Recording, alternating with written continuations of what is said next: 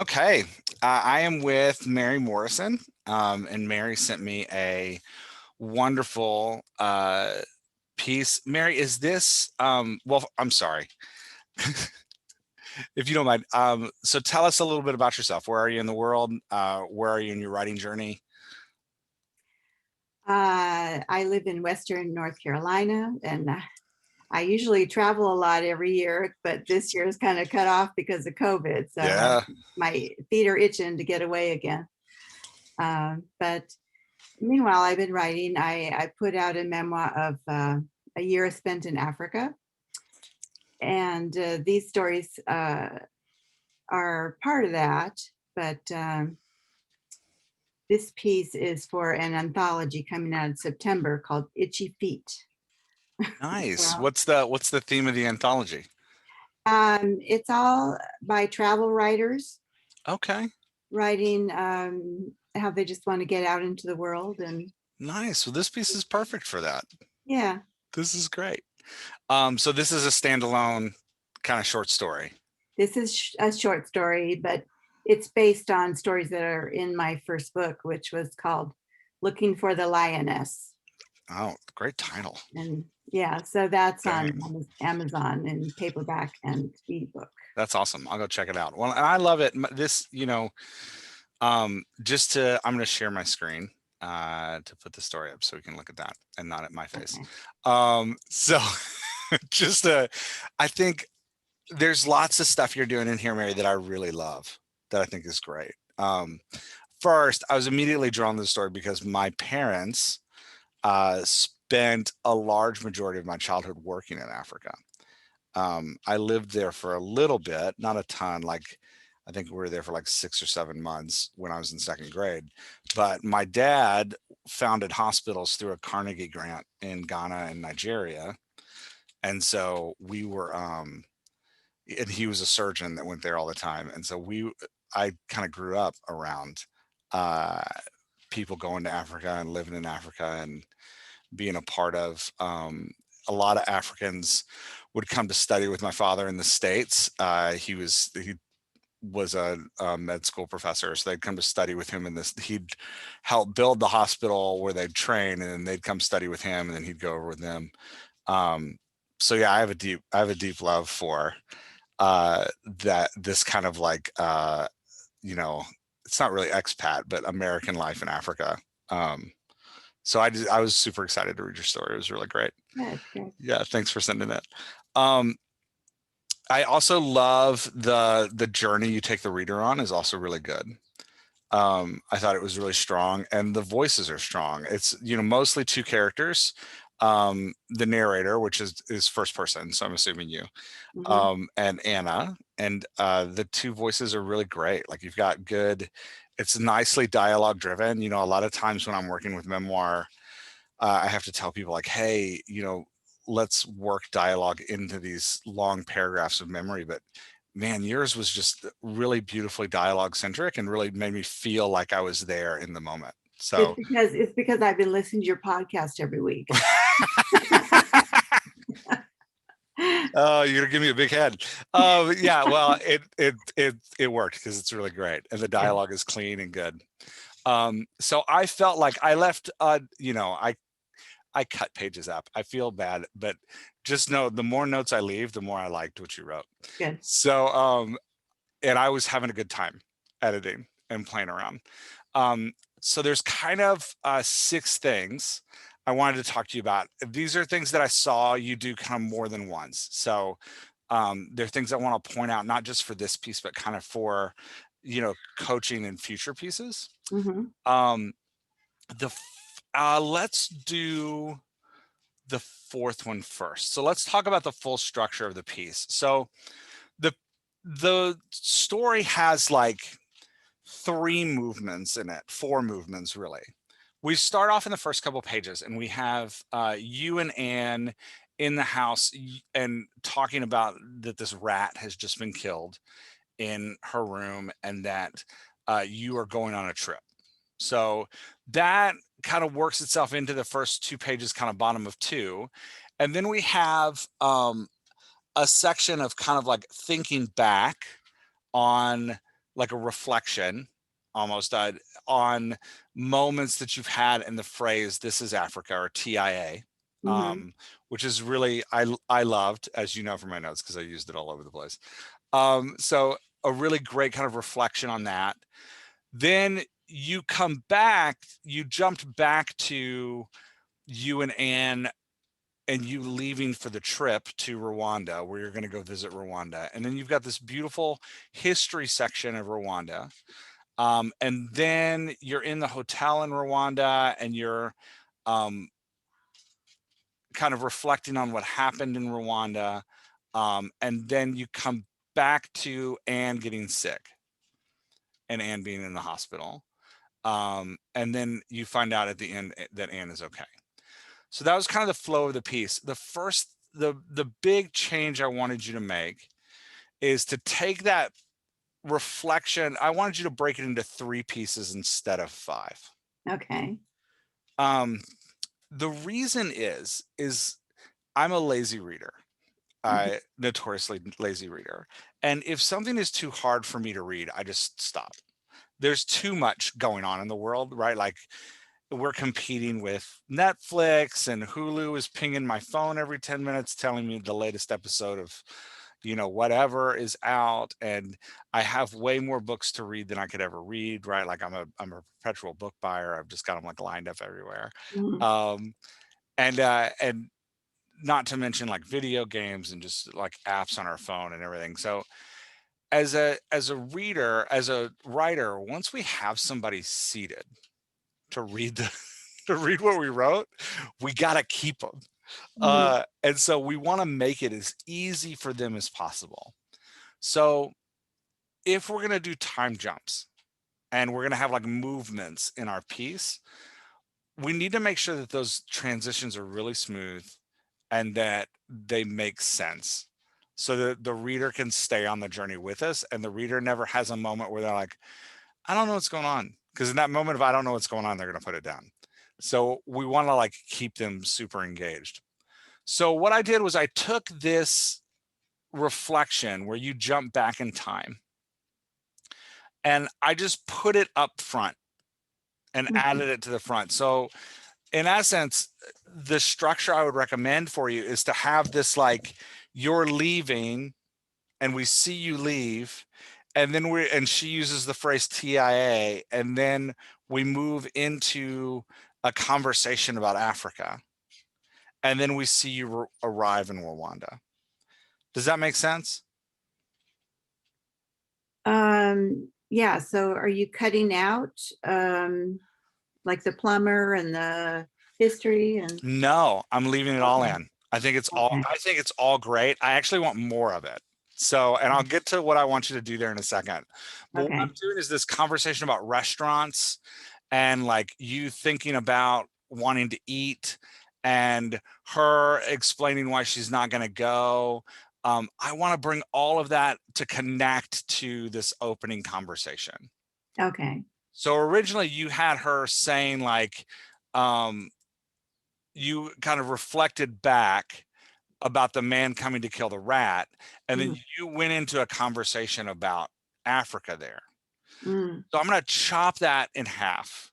I'm going to have you reflect back about the man coming to kill the rat, and then I'm going to use this line of dialogue to call us back to the present, right? So she jumped, you're talking about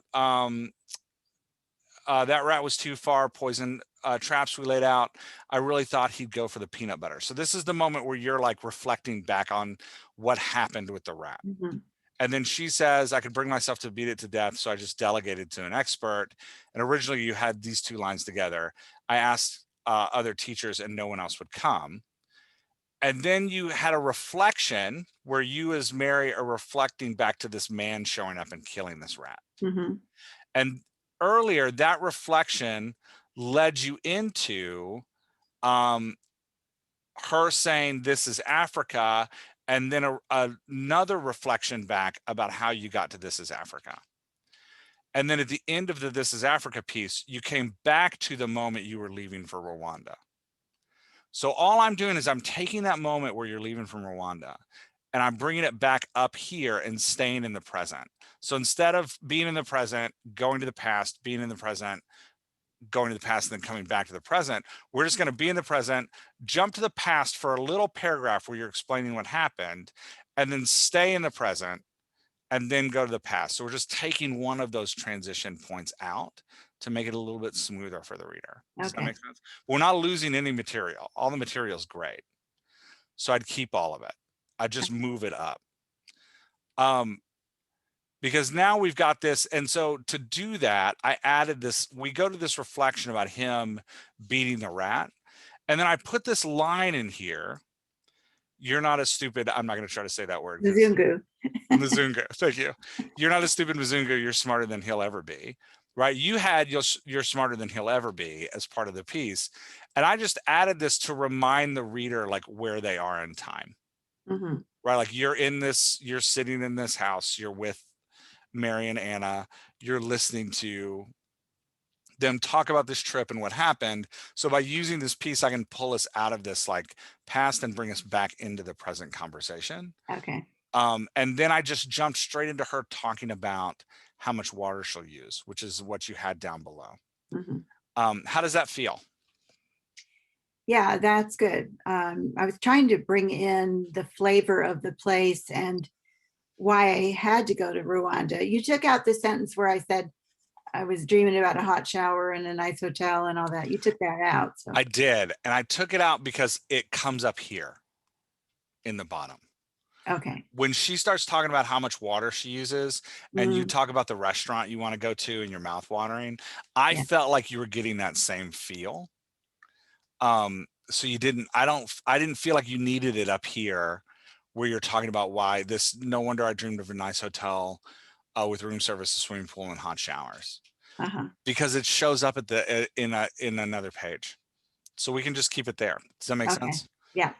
Yeah. And up here, what it's doing is it's that moment of reflection is pulling me out of the dialogue. And so, I mean, I'm dialogue biased.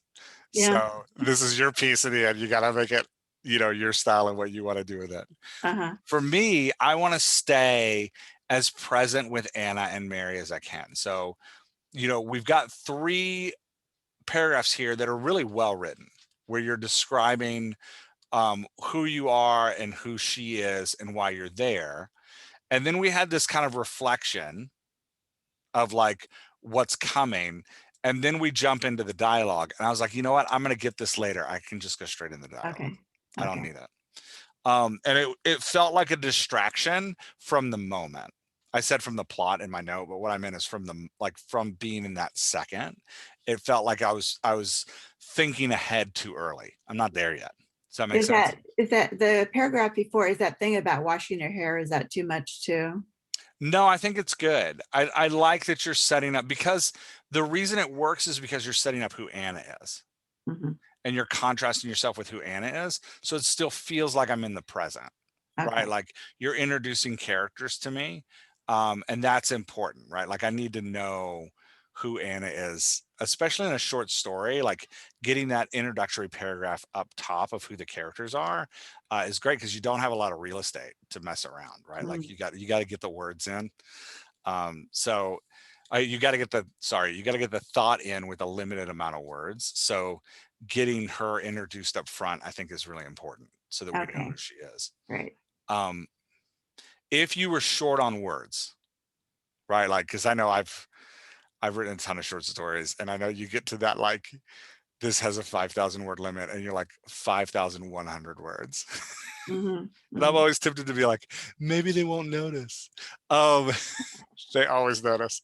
So yeah, I would, I think submitting, I'm terrible at submitting. I'm the worst, but I think that submitting to a person is much like how we want to treat our reader, like make it as easy for them as possible. So like follow all their rules, do all their things. All that to say, if you're short on word count, if you need to lose some words, this is a place where you could lose some words, but I think it works. Yeah, I'm fine. But that's why you said, send me something with 2,000 or 3,000 words. So I marked it for you. This is 2,900 or Yeah, something. I was But I into it though. appreciate you reading to the end. Yeah, of course. It was good. It was a good piece. I liked it. Yeah. I was totally into it. Uh, yeah, so Now, that's, are those suggestions that I hated the sound of him scurrying around? Are those all suggestions of things? yeah. So let's talk about that. So I want you to add some lines here. Mm-hmm. And I just threw in some sample lines like, hey, here's kind of like what I could see them saying, but you know, add them as you will. And it can always feel weird with memoir. We walk that line between like actual memory and fictionalizing the moment.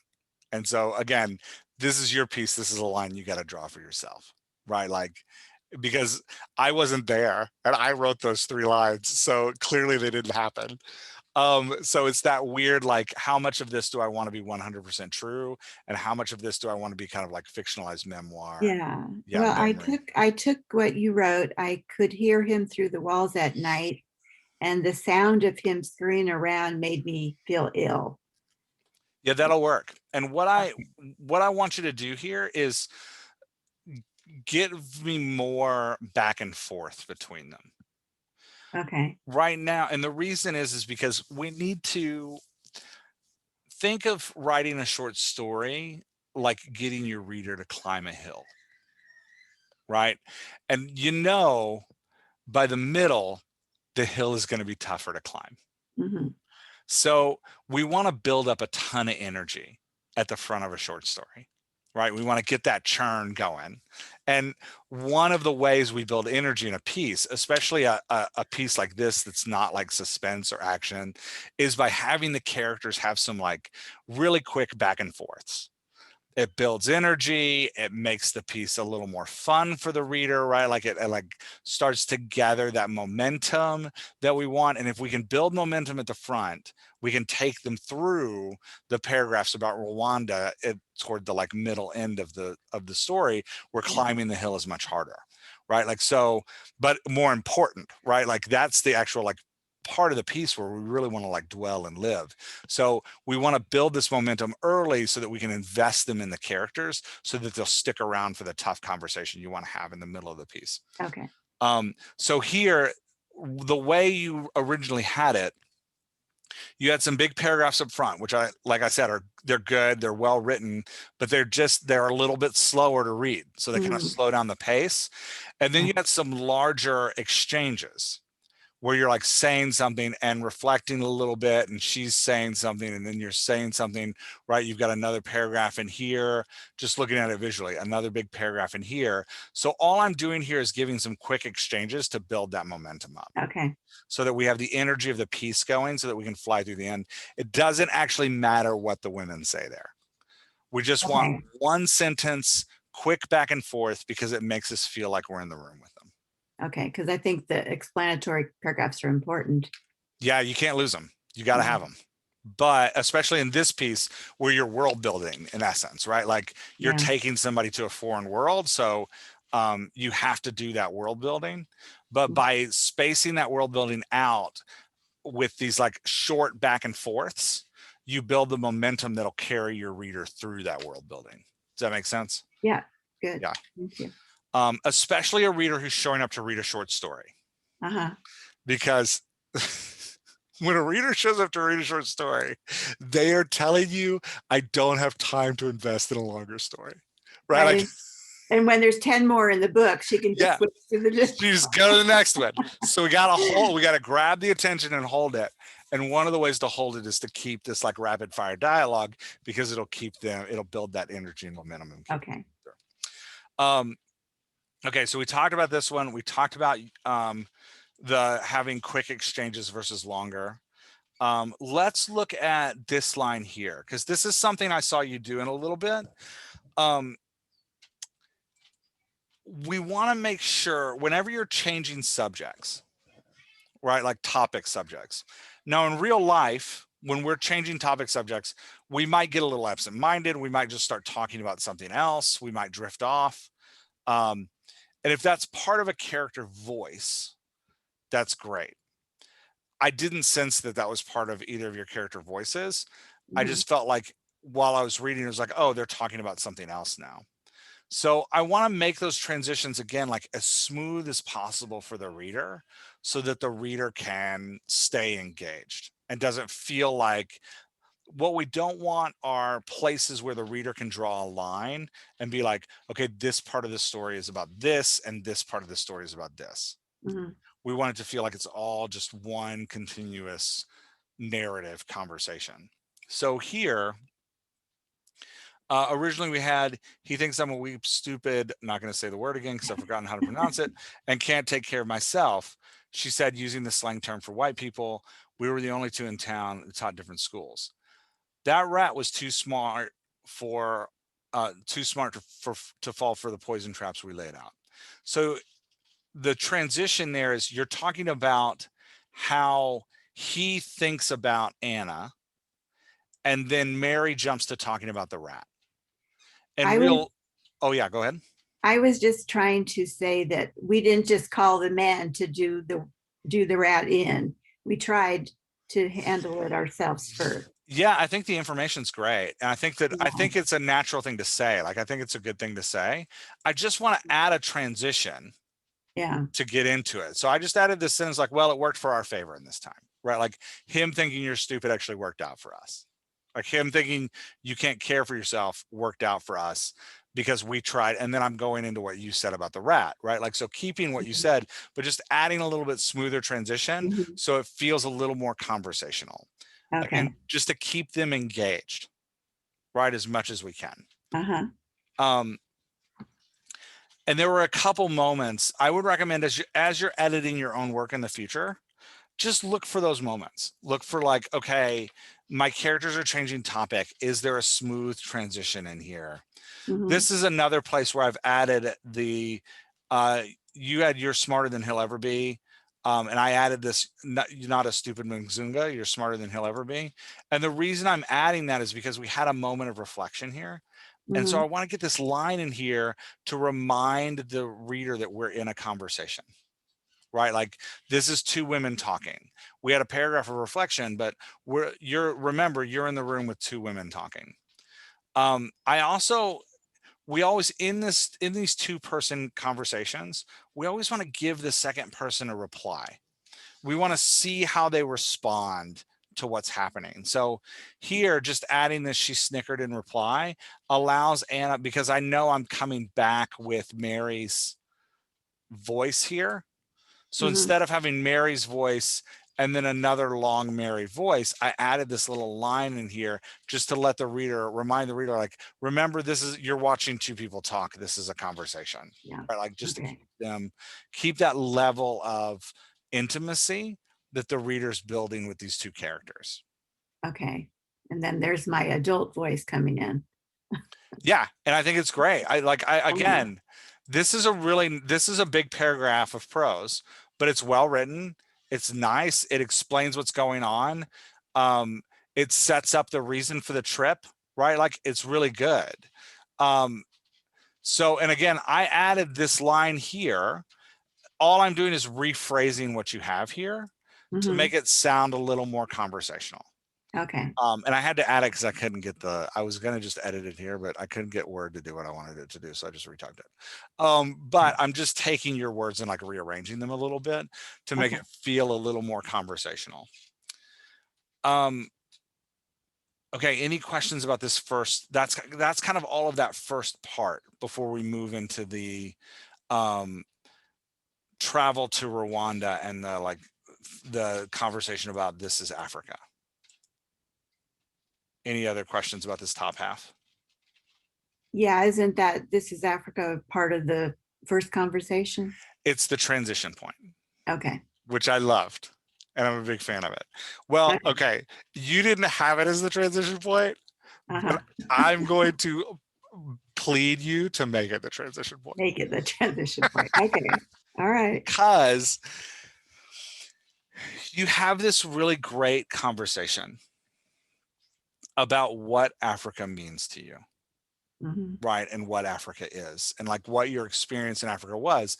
And I was reading into it, but what I read is this isn't the world I'm used to, contrasted with but there's something about it I really love.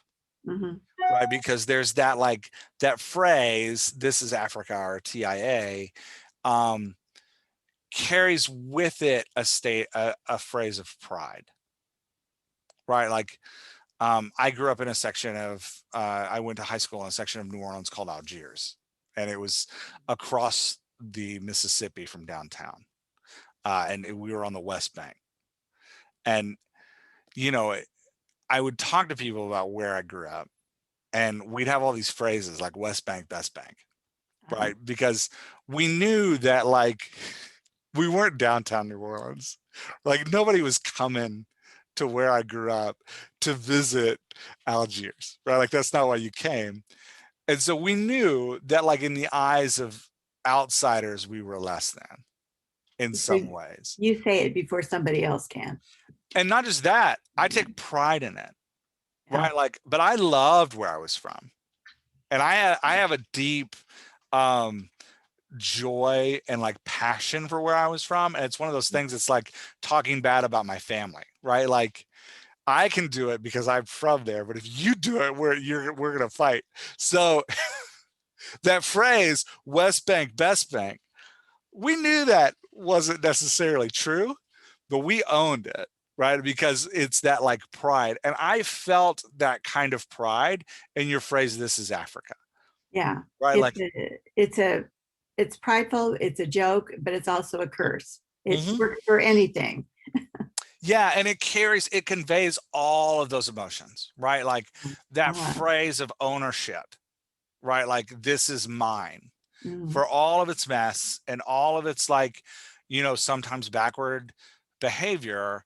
It's mine and it's a part of me, right? Like, and you set it up really well with this first conversation about the refrigerator and the washing machine, and Mama Cartinas um laughing at you and giving you this statement, "This is Africa," yeah. right?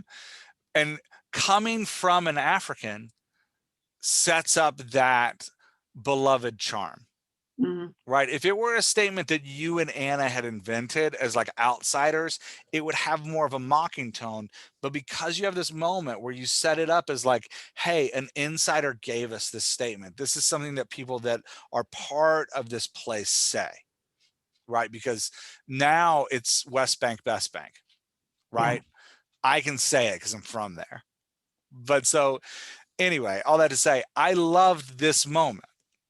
And so what I want you to do is you have all these moments here where the plumber is like extending the job.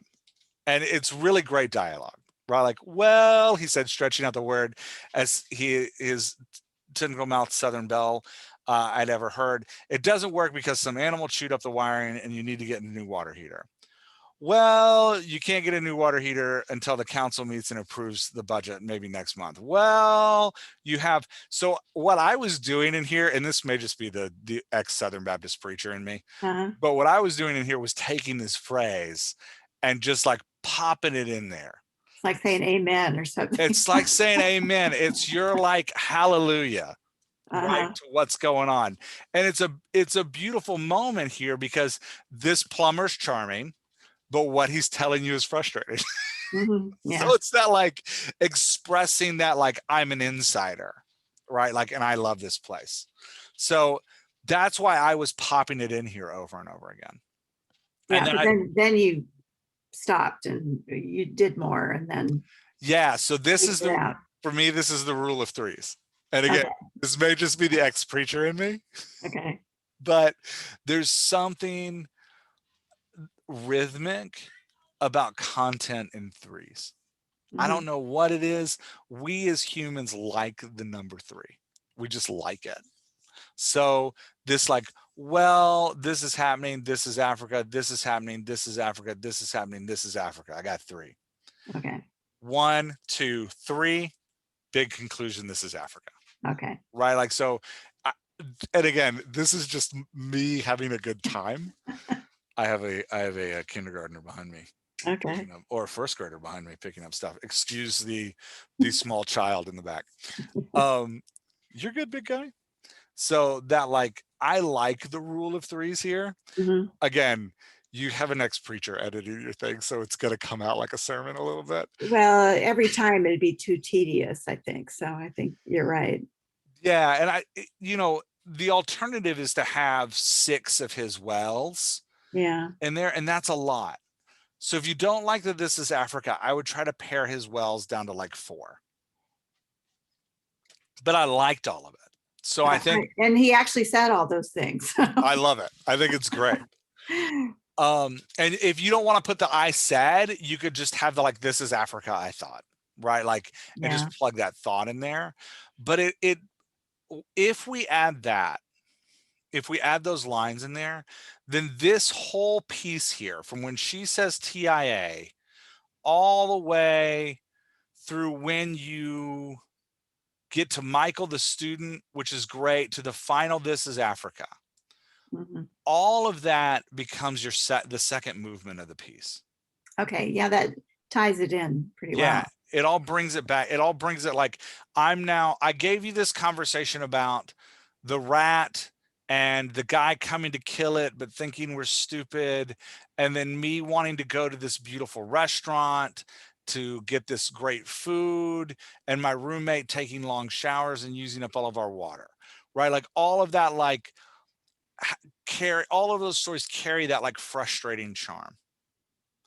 And then we get into this place of like, you know, the refrigerator and the can I have a refrigerator and a washing machine, and her laughing and saying This Is Africa, actually brings a conclusion to that first piece. And then your story becomes a commentary with the plumber. Your story becomes a commentary on This Is Africa, Hmm. and you get that like charming connection to this guy. The well is such a perfect example of it, because the reason he's using that well, or the reason I read him using that well, is because he knows it's terrible news he doesn't want to tell you. So Yeah. he's like, you know, easing you into it. And there's a lot of charm there, right? Like it's a charming, fun moment with this guy who's delivering bad news. So Right. it plays really well. And then we come into this conversation about like the struggles you had, these 3 paragraphs about like what it was like to live there. Hmm. And then we come into this moment with your student, which brings again these 3 paragraphs contrasted with the moment with your student, where you have this like absolute respect for him and like the no problem, we know the way. That's such a great insider statement about this world you're living in, Yeah. right? Like this, like, no problem. Like, yeah, I can walk for miles, right? Like I can walk an hour and a half through the bush to get to school every morning In the uh, dark. in the dark, but I know the way, right? And so I want you to land it with this powerful last, like, This Is Africa. Okay. Because this ending the second movement of your piece with this story takes it from being takes it away from any thought that you're mocking Africa to like a no, this is about respect, right? Like Hmm. this is about by being in this place, I've become an insider. And like when the kid says no problem, we know the way, the we is so important there, right? Like because it's like he's like talking about the community knows the way. So landing it with this thought of like This Is Africa is like we know the way. Does that make sense? Yes, but my point was that I was totally useless.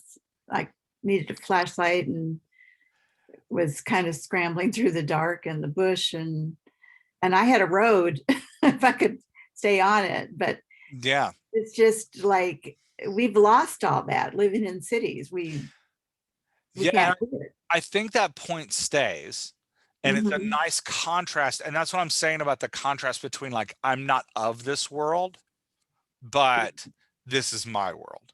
Yeah, I'm just saying I'm not part of that we. He's Yeah, talking about and I think that. that's a sign of respect, right? Like I think acknowledging in a piece like this that you are, even as insider as you are still an outsider, is Yes. an important acknowledgement. Yeah. Yeah.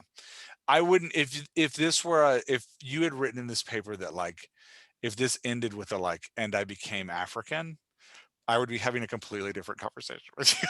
Uh, I'd be like, okay, Mary, let's talk about, but that's not, you didn't do that at all, right? Like you have no, this very yeah. beautiful, like, love and respect, um, with a frustration that this is not your world, with a like, amazement at the people, right? Like, so those three things kind of, I feel like combine in the second movement in a really beautiful way. So using that repetitive, I'm going to encourage you, like use that repetitive phrase to just Okay. communicate that to the reader. Yeah, that Right. brings it all together very nicely. I Yeah. have to say that when I left the town finally and resigned from my position, uh, was talking to Mama Caritas when, to resign. Yeah. And she just looked at me and kind of smiled, half smiled, and said, "You're not African." Yeah. So Yeah. that kind of really pulled it together. Yeah. It's true. Yeah. Yeah. It's, yeah.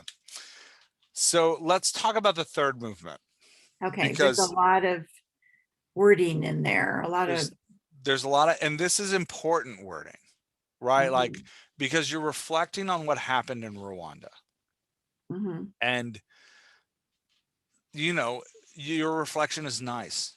It's a nice reflection of like recovery. And let's talk about after, like we all know about the genocide, but very few of us know about what has blossomed after the genocide, mhm, right? Like, so you describe the genocide well. I like the start here that he drops you off at the wrong hotel. That's a great story. Um, and again, it's another one of those like insider outsider stories, which is good to like, it connects it to the This is Africa piece. Um, and then we come into this, getting to the hotel is also great, right? Like the, I need at least 5 people. What if I pay more? No, 5 people, right? Like, and then he drops, sorry, I went too early. And then he drops you off at the wrong hotel. yeah, Um, it's all that whole trip. It's nice. So what I like about it is it pulls us back into the present, right? So we were in the present. We have this big reflection on what Africa is to you. And then we come back to the present in Rwanda and having this reflection over what Rwanda has become and what it um, is really nice, right? Like it's a really important piece, and I don't want you to lose any of it.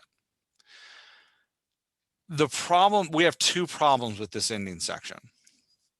The first problem is by the time we get to page 11, there's been a lot of heavy. mm, And so part of me wants you to start taking some of this conversation, not about the kill lists or about AIDS. All of that's super important and needs to stay in the prose. But when we get here, it's, she's kind of thinking to herself. It's been almost 20 years and I can still feel creeped out as I walk around town, looking into the faces of people going to business. I thought, right? So you're taking this and putting it into dialogue, but it's internal dialogue. So it's mhm. only halfway there.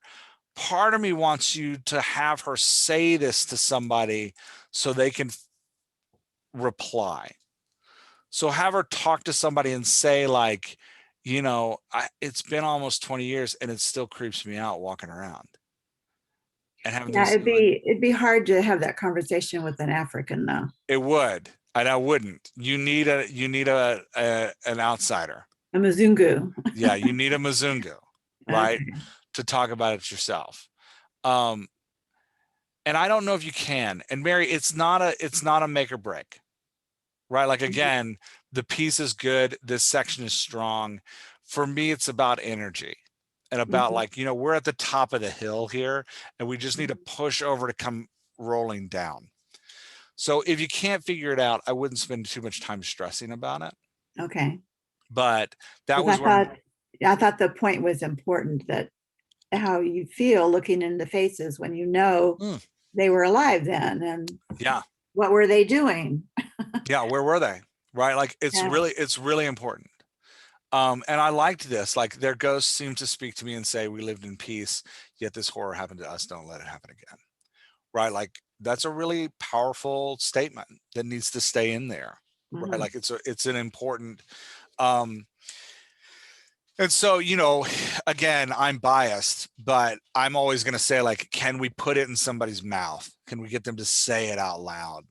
Um, and I can see you working it into dialogue in order to keep it fresh. And I think you've done a really great job of that. If you can figure out how to take it one step further and put it in a conversation, that'd be great. If you can't, that's fine. Well, the ghosts were talking. Yes, and it It's like works. It works. they were like alive, speaking to me, it seemed like. Yeah. So, Um, now here we step in at page 11 uh-huh. and into 12. We step into a whole different story. Should I just ditch that story about Anna being sick? Yes. Cut, cut, cut. Okay, okay. Yeah. I would stop it here, and I would have one last reflection paragraph in which you sum up your respect, love, and frustration with the place. And please end it with the sentence, "This is Africa." Please. Okay. Okay, should I actually get back home though, or No, I'd leave her wandering the streets of Rwanda, okay. because the story isn't actually about her going to Rwanda and going home. The story is about Africa. It's about needing to go to Rwanda to stay sane, I think. Well, I think that's what the character's doing. Hmm. But when I read the story, I was reading an experience about Africa Yeah. and coming to know Africa through your eyes. Uh-huh. And that's what the story's about. The Okay. story's about us coming to know Africa. So And end it with a through. reflection on what is Africa to you. Okay. And in that reflection, I might tie everything together. Like you could say, like, I hope there's an unseen pendulum that will swing the world back to a place where children can grow up without fear. Um, and then, you might have something that's like, in the meantime, you know, can people will continue to fight for water and continue to uh, walk miles in the dark to find school, uh, and continue to laugh and continue to smile and continue to carry the burdens of the past, trying not to let them affect their present. That sounds Uh, a little too much. I don't know. Maybe it might be a little too heavy. I could go back to I was there as a teacher. I was teaching the children, and I was teaching like 10th grade English. So, but trying to get them to see there's a wider world, since I was the Yeah, I'd avoid bringing in new themes here, right? okay. Because this piece isn't about you teaching them, it's about them teaching you. Uh-huh. And so I would try to wrap it up with a comment about what you learned. Okay. The last thing I remember was having my last hot shower. Yeah, that might work. That might work. Um, Yeah. yeah, and I would, again, like, Mary, I'd worry less about adding another story here and more about like putting a cap on what you've got. Because what you've Okay. got's great. It's a really good reflection. And I don't, in a short story, it's different than your memoir, Hmm. right? Like if this were a chapter in your memoir, I would 100% have you pull it back to Anna, right? Like, because we're going to turn the page and there's going to be another chapter and I have to be back into the story Yeah. with you and Anna. But that's not what this is. This is a short story. They're going to turn the page and they're going to be reading about somebody backpacking through Brazil. Yeah. Right. So what makes your piece special out of all the other pieces in that potential pieces in that anthology is that your piece is a reflection on this place you went and what it means. And you've got to wrap that reflection in 5,000 words. Right. Like, so we don't want any loose ends. We don't want to, like, and that's the problem with like Anna getting sick and going to the hospital, is that you have to wrap it up real fast. And the truth is, like, I've been reading this whole time, and what I'm enchanted by is Africa. Africa is a character in your story.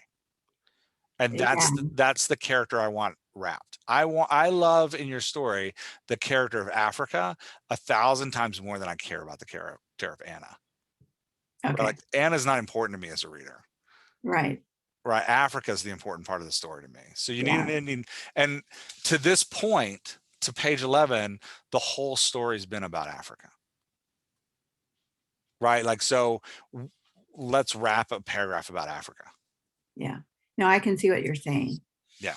And I kind of thought maybe that whole thing about her being in the hospital, but it was just what happened. So I was just relating it, but it Yeah. doesn't really need to be there in this instance. In this instance, Yeah. again, if you're writing your whole memoir, I'd be like, yeah, you got to have that in Yeah. there because we Uh-huh. got to know what happened to Anna while you were gone. Yeah, and our relationship and how people were kind of looking at me like, why weren't you there for her? You're the mature one here. Yeah, and I mean this in the absolute most loving way. This piece isn't about you. Yeah. This piece is about you in Africa, and Mhm. so like let's wrap that relationship, Okay. not the relationship with Anna. Um, Okay. That makes sense to me. yeah, but all in all, I think it's a great piece. I hope it gets accepted. Well, it's already accepted. That's Oh, not an great. issue. Oh, well, then you're good to go. Yeah, I sent my bio and everything in, my pictures. Awesome. Well, yeah, it's really strong.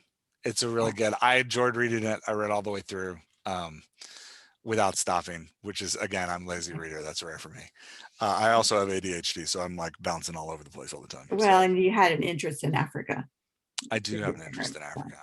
Yeah, I grew up hearing constant stories about my dad in the bush. They were like Oh,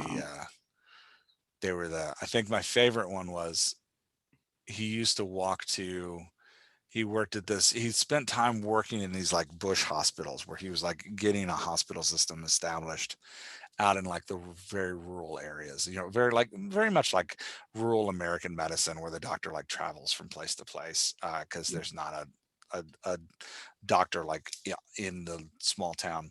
So he was like doing that thing and he was so scared of snakes. He's petrified of snakes. well, they're poisonous there. Yeah. Yeah. So he'd walk down the road with a flashlight and he'd wave the flashlight in the street and sing Uh-huh. as loud as he could. And he was walking with some African docs that were like, doing this rotation with him. And this must have been in like probably the early 80s, late 70s, but they're walking and he's swinging his flashlight and singing. And they said, Tom, what are you doing? And he's like, I'm keeping the snakes away. And they start laughing and they go, Tom, in Africa, the snakes climb trees. So he started walking with two flashlights, one on the ground and one in the air, and singing all the way so he could scare the snakes away. But yeah, anyway, it was fun stories like that all the time. Did he write a book about it? He did not. He did Oh, not. Well, he has a book. He died almost over 20 years ago now. He has, he's got a book that I keep thinking about pulling out and trying to rewrite and publish. It's a book of poetry about yeah. Africa, about his and it's really just journals he had about his years there and like what he saw and the people he worked with and their Yeah. experiences. But part of it is too emotional. I can't pull it out. Yeah, he died very Yeah. suddenly, and I was 21. Uh, so But I you have all those stories in you yeah, I do. that you remember, but I do. that's why I'm getting my stories down for my grandchildren because they see me as an old lady as they're growing up. I Yeah, want them to know that I wasn't always that person. yeah, yeah, yeah. It's fun to pass down stories like this. Yeah. I think it's great. All right, well, Mary, thanks for letting me read, and thanks for letting me record. I appreciate it. I'm gonna shut it off, and we can talk a little bit more. Okay.